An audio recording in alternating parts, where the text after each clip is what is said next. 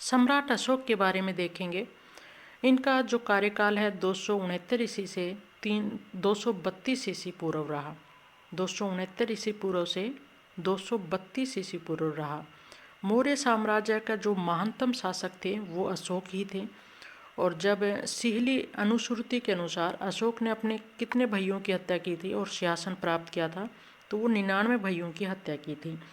कहाँ पर उल्लेख मिलता है ऐसा? तो सिहली अनुश्रुति में मिलता है। अभिलेखों में अशोक को क्या कहा गया है? तो देवानाम प्रिय कहा गया है या देवानाम प्रियदर्शी कहा गया है। पुराणों में अशोक को अशोक वर्धन नाम से जाना जाता है।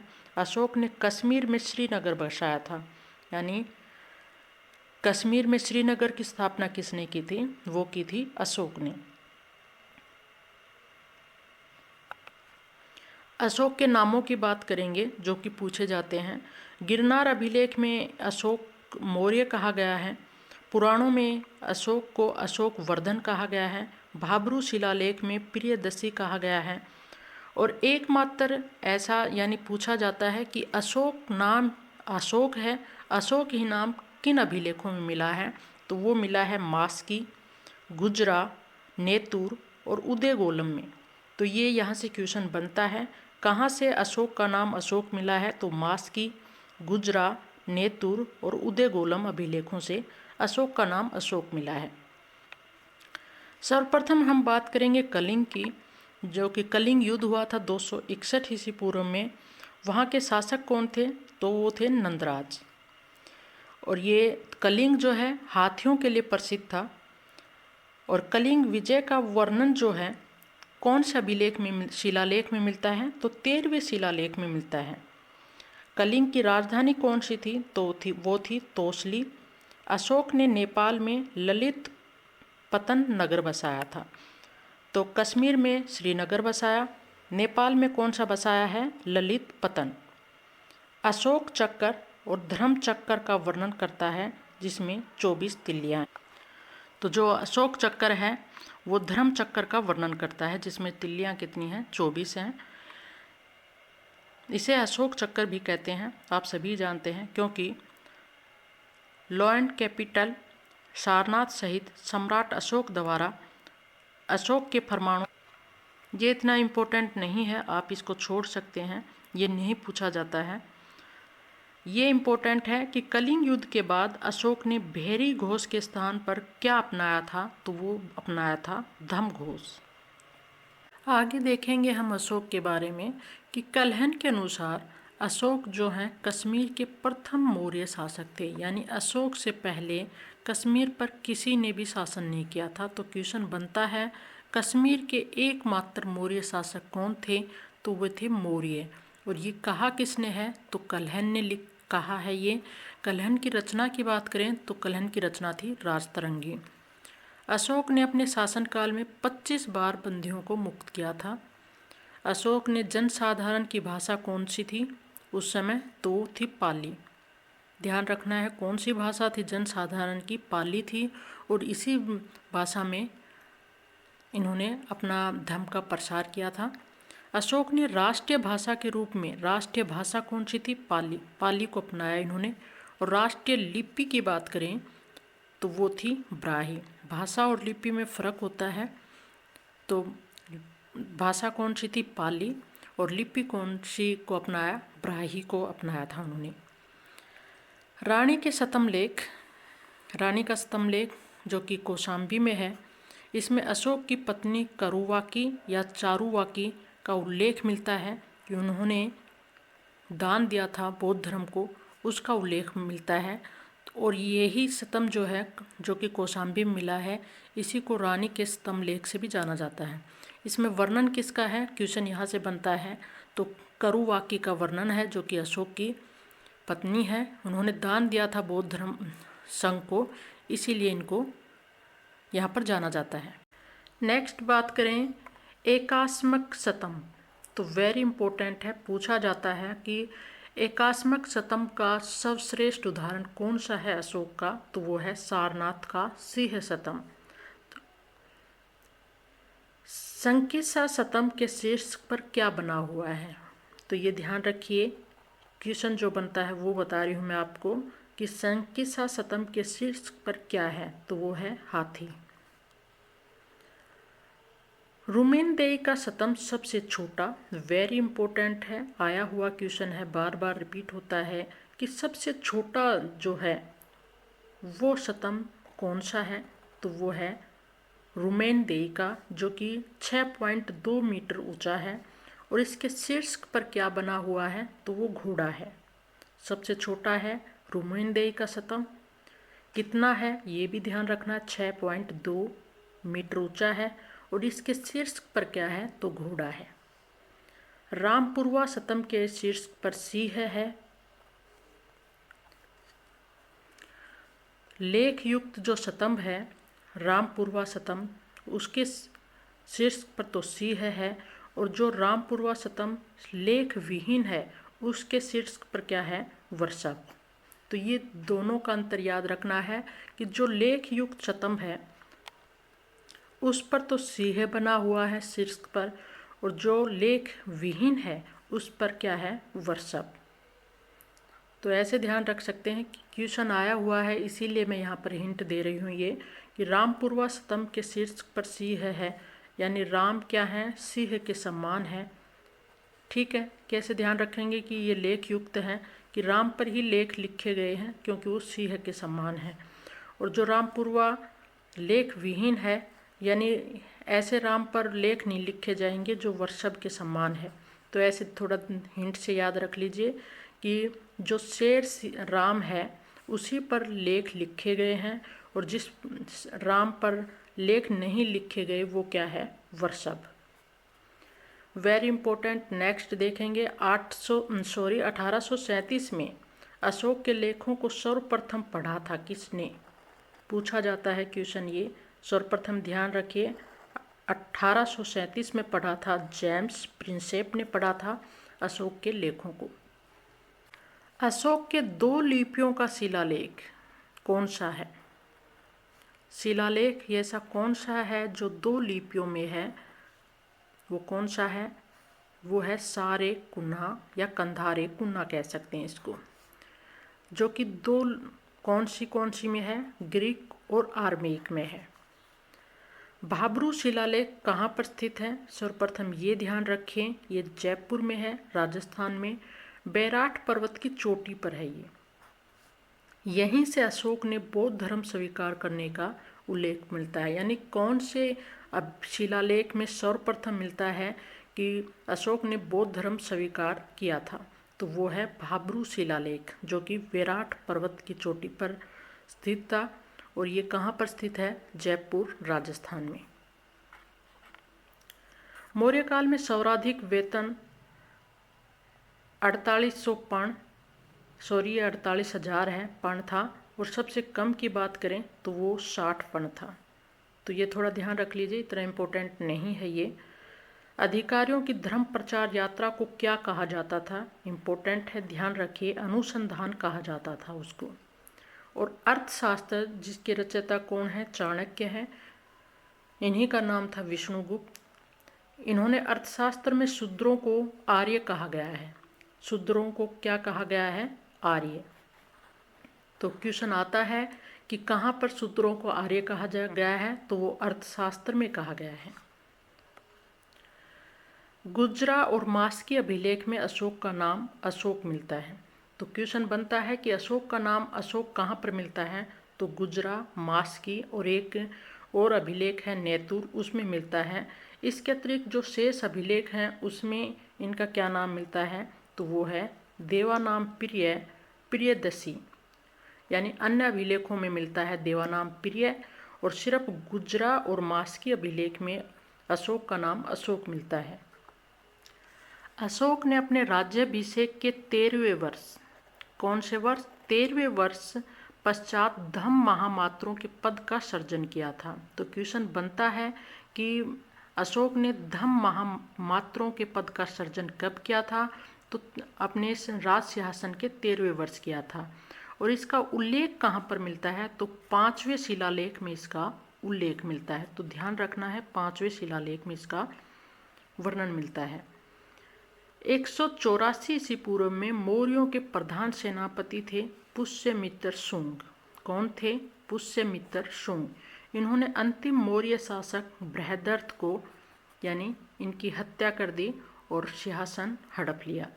तो अंतिम शासक कौन थे मौर्य वंश के? तो वो थे बृहदर्थ। और मगध के संस्थापक भी कौन थे? बात करें बहुत पीछे जाएं तो मगध, जो प्राचीन मगध की स्थापना की थी वो बृहदर्थ ने ही की थी। और यहाँ पर देखिए अंतिम मौर्य शासक भी किस नाम के हुए हैं? बृहदर्थ नाम के, जिनके सेनापति थे पुष्यमित्र शुंग। इन्होंने इसकी हत्या कर दी थी। तो कुल मिलाकर इन्होंने 137 वर्षों तक शासन किया मौर्यों ने, 321 पूर्व से 184 ईस्वी पूर्व तक। कौटिल्य ने मंत्री परिषद का उल्लेख किया है, बिल्कुल किया है। मंत्री मंत्रीन के रूप में जाने जाते थे। मंत्रियों की निश्चित संख्या के बारे में कोई कठोर नियम नहीं था, यानी जो मंत्रियों की संख्या थी वो निश्चित नहीं थी, फेरबदल होते रहते थे। आवश्यकता के अनुसार इनकी संख्या बदलती रहती थी। इनका वार्षिक वेतन जो था वो था 48,000 पर्ण। मंत्री परिषद का अधिकारी जो है मंत्री परिषदाध्यक्ष कहलाता था। क्वेश्चन बनता है ये कि मंत्री परिषद का अधिकारी क्या कहलाता था? मंत्री जो है तीर्थ एवं महामात्य भी कहलाते थे। तीर्थों की संख्या कितनी थी? 18 थी, जो कि हम लास्ट वीडियो में देख चुके हैं। लास्ट वीडियो में नहीं बल्कि चंद्रगुप्त मौर्य को जब हमने पढ़ा था, हमने वहाँ पर ये देखे थे कि तीर्थ कितने थे? 18 थे। और हम एक बार फिर से रिपीट कर लेते हैं। कौटिल्य के अर्थशास्त्र में जो मंत्री बताए गए हैं, जो कि इनकी संख्या कितनी बताई गई है? 18 बताई गई है। तो क्या क्या है मैं पहले भी बता चुकी हूँ, एक बार आप फिर से इनको देख सकते हैं।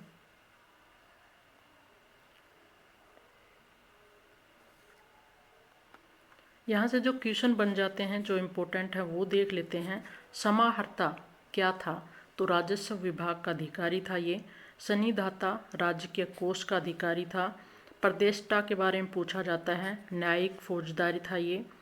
नायक का इतना नहीं है। व्यवहारिक, ये न्यायाधीश दीवानी कार्यों का अधिकारी था ये। कार्मांतिक, कारखानों उद्योगों का प्रभारी था ये। इसके अतिरिक्त दंडपाल के पर क्वेश्चन बनता है। पुलिस मंत्री था ये। अंतपाल सीमा मंत्री था ये। दुर्गपाल रक्षा प्रभारी था ये। आठवीं पूछा जाता है, वेरी इंपॉर्टेंट, जंगल विभाग का अधिकारी था ये। प्रशासता राजकीय आज्ञाओं से संबंधित प्रभारी था ये। द्व्यवार्षिक राजदार का प्रधान रक्षक था ये। आंतवार्षिक अंगरक्षकों का प्रधान था ये। तो जहाँ से क्वेश्चन बनते हैं यहाँ से 18 तीर्थों में सीधे से पूछ लिया जाता है कि कर्मांतिक का कार्य क्या था या कर्मांतिक क्या थे। तो ये ध्यान रखिए इनको। मौर्य साम्राज्य के केंद्रीय प्रशासन में प्रत्येक विभाग का प्रमुख अधीक्षक होता था। कौटिल्य ने अर्थशास्त्र में 32 विभागों का उल्लेख किया है। कितने विभागों का उल्लेख किया है? 32 विभागों का उल्लेख किया है। ये नहीं पूछा जाता। तीर्थकर पूछे जाते हैं कि कितने तीर्थकर थे? तो 18 तीर्थकर थे, जिनको हम महामात्य भी कहते हैं। तो यहाँ पर कुछ इम्पोर्टेंट विभागों के नाम बताए गए हैं। यहाँ से क्वेश्चन आता है तो ध्यान रखना है। महालेखाकार कहलाता था एक्सपालाध्यक्ष, ये ध्यान रखने हैं। खानों का प्रमुख कहलाता था आकराध्यक्ष। शाही टकसाल का प्रमुख कहलाता था सौवर्णिक। और व्यापारिक करों का संग्राहक कहलाता था शुल्काध्यक्ष। तो महालेखाकार कहलाता था एक्सपालाध्यक्ष। खानों का प्रमुख कहलाता था आकराध्यक्ष। शाही टकसाल का प्रमुख सौवर्णिक। और व्यापारिक करों का जो संग्रह करता था उसको कहा जाता था शुल्काध्यक्ष। तौल व माप प्रभारी कहलाता था पोतवाध्यक्ष। वस्त्र उद्योग का अध्यक्ष कहलाता था सूत्राध्यक्ष। कृषि विभाग का अध्यक्ष कहलाता था शीताध्यक्ष। और मध्य विभाग का अध्यक्ष कहलाता था सूराध्यक्ष। बुच्चड़ खाने को नियंत्रित करने वाला अधिकारी कहलाता था सूनाध्यक्ष। तो ये याद रखने हैं आपको। फिर से देखते हैं। तौल व माप प्रभारी कहलाता था पोतवाध्यक्ष। वस्त्र उद्योग का अध्यक्ष कहलाता था सूत्राध्यक्ष। कृषि विभाग का अध्यक्ष कहलाता था शीताध्यक्ष। मध्य विभाग का अध्यक्ष जो कहलाता था वो था सूराध्यक्ष।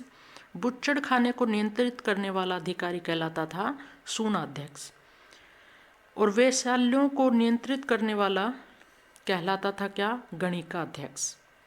उन्हीं से जुड़े हुए नाम हैं ये, आप ध्यान से देखेंगे तो इनको समझ पाएंगे। पासपोर्ट पारपत्र की व्यवस्था का अधिकारी कहलाता था मुद्राध्यक्ष। स्वदेशी व विदेशी व्यापार का महानियंत्रक कहलाता था पणियाध्यक्ष।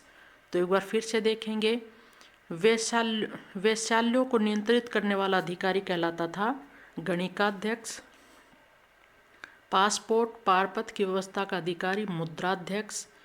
और स्वदेशी व विदेशी व्यापार का महानियंत्रक कहलाता था पणियाध्यक्ष।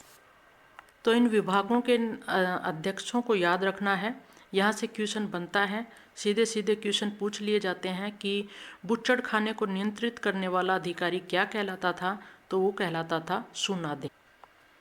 ये विभागों से अध्यक्ष संबंधी ये सारे क्वेश्चन लगभग सारे ही पूछे गए हैं। जो 12 के बारे ये जो मैंने बताए हैं ये सभी पूछे गए हैं, तो ध्यान रखना है इनको। आगे हम देखेंगे कि अशोक के काल में प्रांतों की संख्या कितनी थी। वेरी इंपॉर्टेंट है, क्वेश्चन सीधा बनता है कि प्रांतों की संख्या कितनी थी। तो 5 प्रांत थे जिनको हम क्या चक्कर भी कहा जाता था, यानी प्रांत जो कि 5 थे उनको चक्कर भी कहा जाता था।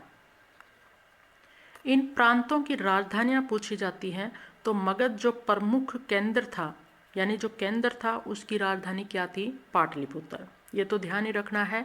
इसके अतिरिक्त क्वेश्चन बने हुए हैं, इन सभी पर क्वेश्चन बने हुए हैं, तो ध्यान रखिए। उत्तरापथ की राजधानी थी तक्षशिला, अवंती राष्ट्र की थी उज्जैनी, कलिंग की थी तोसली, और दक्षिणापथ की कौन सी राजधानी थी, वो थी सुवर्णगिरी।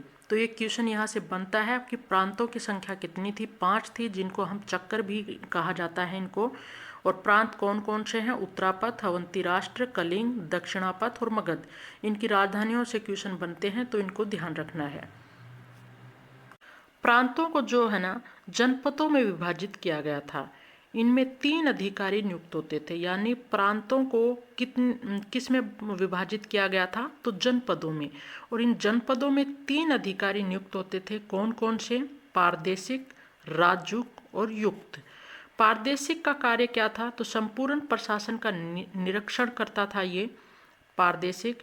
और भूमि का सर्वेक्षण करने वाला या भू राजस्व का निर्धारित करने वाला कौन था, क्वेश्चन आता है ये, जैसा कि मैंने अभी बताया आपको, तो वो कहलाता था राजूक।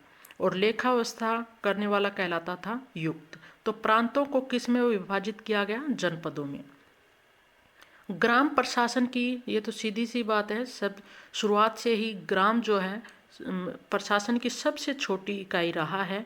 और यहाँ पर मौर्य वंश में भी सबसे छोटी इकाई था, जो कि पर्याप्त रूप से स्वायत्त यानी अपना शासन स्वयं चलाते थे। ग्राम का मुखिया ग्रामिक कहलाता था। क्वेश्चन आता है कि ग्राम का मुखिया क्या कहलाता था, ग्रामिक। यह वेतन भोगी कर्मचारी नहीं था, इसे जनता द्वारा चुना जाता था। ग्रामिक के ऊपर यानी ग्राम से ऊपर कौन थे, गोप, जो 10 गांवों का प्रमुख होता था। यानी प्रशासन की सबसे छोटी इकाई ग्राम था, उसके बाद यानी उससे ऊपरी इकाई गोप था, जो कि 10 गांवों का प्रमुख होता था। ग्रामिक के ऊपर गोप होता था, ठीक है। इसके बाद स्थानिक 100 गांवों को मिलाकर गठित प्रशासनिक इकाई का प्रमुख होता था। यानी 100 गांवों को मिलाकर जो प्रशासनिक इकाई बनी उसका प्रमुख कौन था, वो था स्थानिक। गांव के अधिकांश विवादों या प्रकरणों का निर्णय ग्रामिक द्वारा खुली पंचायत में किया जाता था। नगर का प्रमुख नागरक कहलाता था। तो यहाँ से सीधे सीधे क्वेश्चन बन जाते हैं कि नगर का प्रमुख कौन कहलाता था, आया हुआ क्वेश्चन है। और 100 गांवों को मिलाकर गठित प्रशासनिक इकाई क्या कहलाती थी, और सबसे छोटी इकाई कौन सी थी, उससे ऊपर कौन सी थी, तो ग्रामिक के ऊपर गोप होता था जो 10 गांवों का प्रमुख होता था। नेक्स्ट हम बात करेंगे मैगस्थनीज के अनुसार पाटलिपुत्र का जो नगर प्रशासन 3 व्यक्तियों की एक नगर परिषद द्वारा किया जाता था। यह परिषद 6 उप समितियों में विभक्त थी। प्रत्येक उप समिति में 5-5 सदस्य होते थे। तो यहाँ पर मैगस्थनीज बता रहा है कि पाटलिपुत्र का जो नगर है, यानी मौर्य साम्राज्य की राजधानी कौन सी है? पाटलिपुत्र। तो इसका नगर प्रशासन जो है ना 3 व्यक्तियों की एक नगर परिषद द्वारा किया जाता था। ये क्वेश्चन नहीं आता है, ये ध्यान रखिए। राजधानी थी पाटलिपुत्र और यह परिषद 6 उप समितियों में विभक्त थी। तो कितनी उप समितियाँ थीं? तो 6 उप समितियाँ थीं और प्रत्येक उप समिति में कितने सदस्य थे? ये क्वेश्चन बनता है। तो 5-5 सदस्य थे, यानी हर समिति में 5 सदस्य थे और उप समितियाँ कितनी थी? 6 उप समितियाँ थीं। तो यहाँ पर थोड़ा हम वर्णन भी देख लेते हैं। 6 उप समितियाँ, उनमें क्या क्या लिखा गया था। तो पहली उप समिति की बात करें तो औद्योगिक तथा शिल्प संबंधी कार्यों के निरीक्षण की समिति थी ये। दूसरी, विदेशियों की गतिविधियों पर दृष्टि रखने व उनकी व्यवस्था करने की समिति थी ये दूसरी। तीसरी में था जन्म व मृत्यु का पंजीकरण करने की समिति। और चौथी समिति थी क्रय विक्रय मापतोल समिति से संबंधित थी ये। और 5वीं समिति व्यापारियों के नियमन व पंजीकरण समिति थी ये। और 6ठी समिति थी कर व्यवस्था संबंधी समिति।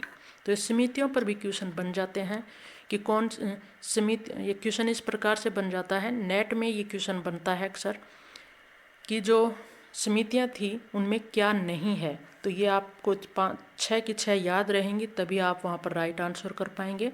तो अगर आप नेट की तैयारी करते हैं तो ये वहाँ पर ये बहुत ही यूजफुल रहेगा ये बातें कि 6 उप समितियाँ थी और प्रत्येक उप समिति में 5 सदस्य थे और उनके कार्य क्या थे ये मैंने आपको यहाँ पर बता दिए। तो वो तो हमने देखी मैगस्थनीज के बारे में। हम सम्राट अशोक के बारे में बातें कर रहे हैं। तो यहाँ पर देखते हैं उनके सम्राट अशोक द्वारा किए गए अन्य कार्य। तो बिहार में गया में पहाड़ियों में इनको काटकर 7 प्रस्तर गुहा आवेशों का निर्माण किया गया। तो ये क्वेश्चन बनता है कितने गुहा आवेशों का निर्माण किया गया? 7 का। कहाँ पर? बिहार में गया से लगभग 31 किलोमीटर उत्तर में पहाड़ियों को काटकर। ये इतना नहीं पूछा जाता, इतना ध्यान रख लीजिए कि कहाँ पर निर्माण किया गया। तो ये बिहार में किया गया। इन गुहा आवासों में 4 बराबर पहाड़ियों में कितनी है? बराबर की पहाड़ियों में 4 और 3 नागार्जुन पहाड़ियों में स्थित हैं। ये इम्पोर्टेंट है। तो 4 तो बराबर की पहाड़ियों में है और 3 है नागार्जुन पहाड़ियों में, जिनका निर्माण बराबर की पहाड़ियों में अशोक ने करवाया है और इनके पौत्र थे दशरथ ने करवाया नागार्जुन पहाड़ियों में। तो यहाँ से क्वेश्चन बनता है कि कहाँ पर किन पहाड़ियों में पत्थरों को काटकर वहाँ पर लेख बनाए गए हैं या आवास बनाए गए हैं। तो वो है बराबर की पहाड़ियों में और नागार्जुन पहाड़ियों में। अशोक और उनके पुत्र दशरथ ने बनवाए थे ये। बराबर की जिन 3 गुफाओं में अशोक के गुहा अभिलेख प्राप्त हुए वे कौन से हैं? तो नाम याद रखने हैं। करण की चौपट गुफा, सुदामा गुफा और लोमस ऋषि गुफा।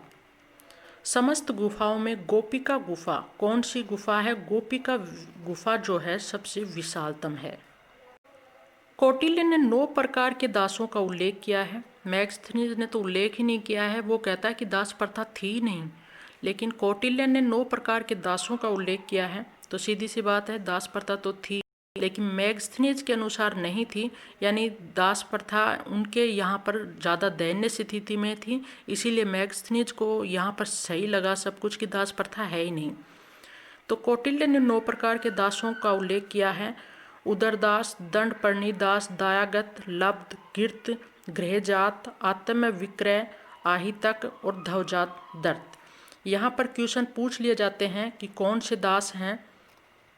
तो ये इम्पोर्टेंट है, आए हुए हैं। तो इन चारों को तो याद ही रखना है। उदरदास, दंडपर्णित, दायागत, लब्ध। तो इनको ध्यान रखना है। ये दास बताए हैं किसने? कौटिल्य ने। अब हम आगे बात करेंगे 14 शिलालेख, जो अशोक द्वारा निर्मित करवाए गए 14 शिलालेख। उनमें क्या वर्णित है, उनका विषय क्या है। इससे पहले वीडियो आया था मौर्य साम्राज्य को जानकारी के स्रोत, उनमें हमने अशोक के लगभग सभी शिलालेखों को, लघु शिलालेखों को देख लिया था। तो जो जानकारी के मौर्य साम्राज्य की जानकारी के स्रोत हैं उनमें हमने वो सभी डिस्कस कर लिए थे। यहाँ पर एक बार फिर से हम देख लेते हैं अशोक द्वारा निर्मित शिलालेखों को। 14 वृहत शिलालेख थे जो कि 8 अलग अलग स्थानों से प्राप्त हुए हैं। हम इन सभी को देख चुके हैं। एक बार मैं आपको यहाँ पर सिर्फ दिखा रही हूँ। इसके अतिरिक्त लघु शिलालेख थे जिनको हमने देखा था, जिनमें इम्पोर्टेंट कौन कौन से हैं वो भी मैंने आपको वहाँ पर बताए थे। मौर्य साम्राज्य के इतिहास को जानने के स्रोतों में मैंने वहाँ पर सभी बताए थे। उत्तरी शिलालेख की भी बात करी थी जिनमें 2 भाषाओं का प्रयोग हुआ था। वो कौन सा था? कंधार सारिकुना, जो कि बहुत इम्पोर्टेंट है। इसके अलावा हमने शतम लेख भी देखे थे, सभी को हमने देखा था। और कहाँ से क्वेश्चन आता है, कौन से इम्पोर्टेंट हैं, वो हमने वहाँ पर डिस्कस कर लिए थे। लघु शतम लेख भी हमने देखे थे जो कि 5 हैं, कहाँ पर स्थित हैं, यहाँ से क्वेश्चन बनता है। प्रथम कलिंग शिलालेख की बात करी थी, भाब्रू शिलालेख की बात करी थी और गुफा अभिलेखों की बात की थी, जो कि मैंने अभी भी आपको बताया है कि बिहार में गया के समीप बराबर की पहाड़ियों में अशोक ने कितनी गुफाओं का निर्माण किया था? 3 गुफाओं का। और इनके पौत्र थे दशरथ, इन्होंने करवाया था कितनी का? 4 का, यानी टोटल कितनी हो गई? 7। तो वो हमने देखे, अशोक के शिलालेख, अभिलेख, स्तंभलेख सभी हमने देखे थे। आज हम देखेंगे यहाँ पर कि 14 शिलालेख में विषय क्या है। तो प्रथम शिलालेख में है पशु बलि की निंदा की गई है। क्वेश्चन बनता है कि पशु बलि की निंदा किस में की गई है? तो वो प्रथम शिलालेख में की गई है। मनुष्य व पशु दोनों की चिकित्सा व्यवस्था के बारे में बताया गया है शिलालेख 2 में। राज्य के अधिकारियों को प्रजा के कष्टों को जानने हेतु प्रत्येक 5 वर्ष में, कितने वर्ष में? 5 वर्ष में क्षेत्र में जाने का आदेश दिया गया है। कौन से में? अभी शिलालेख 3 में। मानव धर्म से संबंधित आदेश जारी किए गए हैं शिलालेख 4 में। और धर्म महामात्रों की नियुक्ति, वेरी इंपॉर्टेंट आता है क्वेश्चन, तो ये 5वें शिलालेख में की गई है। इसके अतिरिक्त क्वेश्चन जो बनता है वो बनता है यहाँ से, तीर्थ यात्राओं का विवरण किस में किया गया है? 8वें शिलालेख में किया गया है। इसके अतिरिक्त 11वें शिलालेख में धर्म की सर्वोत्कृष्टता का उल्लेख मिलता है। और 12वें शिलालेख में सभी संप्रदायों के सम्मान किए जाने का उल्लेख है, यानी सभी संप्रदायों का हमें सम्मान करना चाहिए। ये 12वें में है। वेरी इंपॉर्टेंट है 13वां, जिसमें कलिंग युद्ध का उल्लेख मिलता है, जो कब हुआ? 261 ईस्वी पूर्व में हुआ था। यहीं पर इनका हृदय परिवर्तित हो गया था। ये कौन से शिलालेख में बताया गया है? 13वें में। 14वां इतना इम्पोर्टेंट नहीं है, अगर आप देखना चाहें तो देख सकते हैं। स्ट्रैबो, जस्टिन, इनके बारे में हम पीछे पढ़ चुके हैं। जब चंद्रगुप्त मौर्य को हमने देखा था उस समय हमने देख लिया था। कल्हन की राजतरंगी, ये रचना याद रखनी है कि राजतरंगी के रचनाकार कौन है? तो वो है कल्हन। कल्हनी की राजतरंगी के अनुसार अशोक ने कश्मीर में विदिशा, जो कि प्राचीन नाम है झेलम नदी का, के तट पर श्रीनगर नामक नगर की स्थापना की थी। तो अशोक ने कश्मीर में कौन से नगर की स्थापना की थी? तो वो श्रीनगर की थी। किस रचना के तहत कहा गया है ऐसा? तो कल्हन की राजतरंगी में ऐसा कहा गया है। क्वेश्चन बनता है, ध्यान रखिए कि कौन सी रचना में ऐसा कहा गया है कि अशोक ने कश्मीर में श्रीनगर, कौन से नगर की स्थापना की थी? ऐसे क्वेश्चन आया हुआ है, तो श्रीनगर की स्थापना की थी। कलिंग पर अशोक का आक्रमण 261 ईस्वी पूर्व में हुआ था। उस समय कलिंग पर नंदराज नामक शासक जो है वो शासन करते थे। तो कौन शासक थे? नंदराज।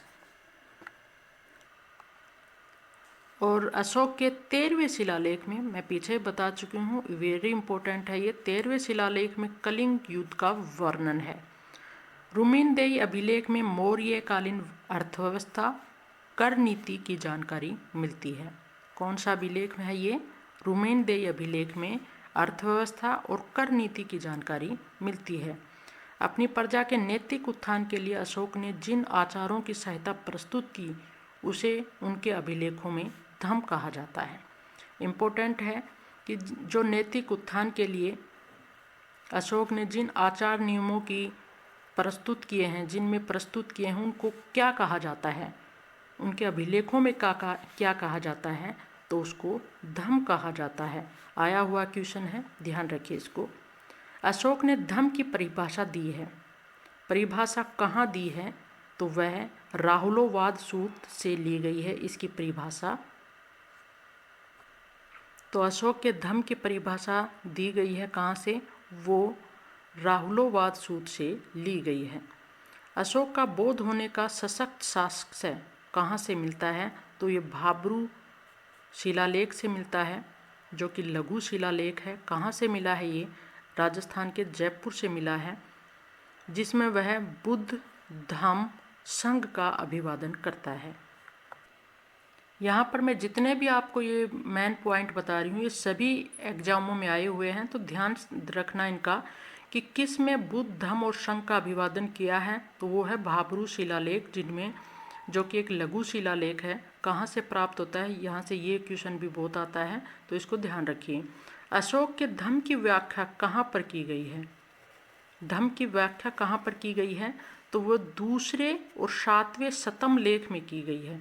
ध्यान रखना है, अशोक के धम्म की व्याख्या कहाँ पर की गई है, दूसरे व 7वें शतम लेख में की गई है, जिसमें विश्व कल्याण, पाप से निवृत्ति, सत्य एवं क्रम शुद्धि, दयादान आदि के बारे में बताया गया है।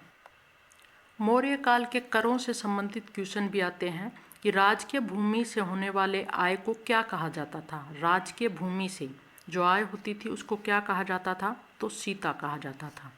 तो क्वेश्चन आता है सीता क्या था, तो ध्यान रखिए राजकीय भूमि से होने वाली आय थी ये। और भाग क्या था, तो उपज का 1/6 कृषकों द्वारा उत्पादित सामग्री से था ये। तो सीधा सा क्वेश्चन आए हुए हैं। ये क्वेश्चन नहीं आया हुआ है। निष्क्राम में क्या था, तो निर्यात कर था ये। प्रणीय याद रखना है, ये आया हुआ क्वेश्चन है। आपातकालीन कर था ये। बलि क्या था, ये भी इम्पोर्टेंट है, एक प्रकार का भू राजस्व था ये। हिरण्य क्या था, इम्पोर्टेंट है, आया हुआ क्वेश्चन है। एक अनाज के रूप में यह अनाज के रूप में न देकर होकर नगद लिया जाता था। हिरण्य क्या था, यानी अनाज नहीं लिया जाता था कर के रूप में, नगद लिया जाता था, यानी रुपये लिए जाते थे, वो था। सेतुबंध क्वेश्चन नहीं आया हुआ है, इसमें सिर्फ यहाँ पर निष्क्राम में ये और सेतुबंध ही क्वेश्चन नहीं आए हुए हैं। इसके अतिरिक्त ये सभी क्वेश्चन आए हुए हैं कि विष्टि क्या था, तो एक प्रकार का बेगार था ये। तो सीता क्या था, भाग क्या था, प्रणय क्या था, बलि क्या था, हिरण्य क्या था, इसके अतिरिक्त विष्टि क्या था कहलाता था मौर्य साम्राज्य में। तो ये मैंने आपको बता दिए हैं, यहाँ से क्वेश्चन आए हुए हैं। तो ये 8 हैं, इनमें 2 को छोड़ दीजिए और सभी क्वेश्चन सारे के सारे आए हुए हैं, तो इनको ध्यान से याद रख लीजिएगा, इम्पोर्टेंट है। अशोक का अभिलेख भाब्रू अभिलेख जो है ये सबसे लंबा अभिलेख है। क्वेश्चन बनता है कि सबसे लंबा अभिलेख कौन सा है, तो भाब्रू अभिलेख है, ठीक है। सांची तथा सारनाथ लघु शतम लेख में अशोक ने कौशाम्बी, कौन सा है, कौशाम्बी तथा पाटलिपुत्र के महामात्रों को आदेश दिया कि संघ में फूट डालने वाले भिक्षु या भिक्षुणों को बहिष्कृत कर दिया जाए। तो सांची और सारनाथ के लघु शतम लेख में ऐसी जानकारी मिलती है कि अशोक ने कौशाम्बी और पाटलिपुत्र के महामात्रों को ऐसे आदेश दिए थे। नेक्स्ट जो बात करेंगे वो भी आया हुआ क्वेश्चन है। रुमिनदेई शतम लेख में यह वर्णन मिलता है कि लुम्बिनी यात्रा, कौन सी यात्रा है, लुम्बिनी यात्रा के अवसर पर अशोक ने भूमि कर की दर 1/6 से घटाकर 1/8 कर दी थी। तो क्वेश्चन पूछा जाता है कि किस यात्रा के दौरान अशोक ने भूमि कर को घटा दिया था, तो वो था लुम्बिनी यात्रा, जो कि किस स्तंभ लेख में पता चलता है इस यात्रा का, तो वो है रुमिनदेई स्तंभ लेख में। मौर्य काल में कुछ नगर स्वायत्त शासित थे। तक्षशिला एक निगम था और इसके द्वारा अपने सिक्के प्रचलित किए गए थे। ये इतने इम्पोर्टेंट नहीं है, लेकिन आप देख सकते हैं कि अशोक के कंधार अभिलेख से ज्ञात होता है कि उसकी शांति नीति बहेलियों व मछुआरों पर भी लागू हुई थी। यहाँ पर इम्पोर्टेंट ये स्लाइड है, यहाँ से क्वेश्चन बनता है। लास्ट में यहाँ पर एक क्वेश्चन को और ऐड कर लीजिए कि अशोक के अभिलेखों की समानता किससे की गई है। तो ईरानी शासक कौन थे? दारा प्रथम थे, जिनको हम डेरियस प्रथम भी कहते हैं। उनके साथ इनके अभिलेखों की समानता दर्शाई गई है। वहीं से कहा जाता है इन्होंने प्रेरणा ली थी। तो ये ध्यान रखिए कि सर्वप्रथम इन्होंने इनकी समानता किससे की गई है अभिलेखों के मामले में, तो वो थे डेरियस प्रथम या दारा प्रथम, जो कि एक ईरानी आक्रमणकारी थे। तो आज के वीडियो हमने देखा मौर्य साम्राज्य को। हमने सारे जो महान महान शासक हुए हैं उनको देखा, चंद्रगुप्त मौर्य, बिंदुसार और सम्राट अशोक को। इस टॉपिक से जितने भी किसी भी प्रकार के क्वेश्चन बनते हैं मैंने इस थ्योरी सेशन के माध्यम से क्लियर करवाने की कोशिश की है और बाकायदा आपको सभी क्वेश्चन बताए हैं। जो मैंने आपको क्वेश्चन बताए हैं इसी प्रकार के क्वेश्चन बताए हैं जो आपको टेस्टों में आए हुए हैं। तो चलिए लास्ट में यही कहना चाहूँगी कि अगर वीडियो अच्छा लगा हो तो लाइक ज़रूर कर दीजिए इसको।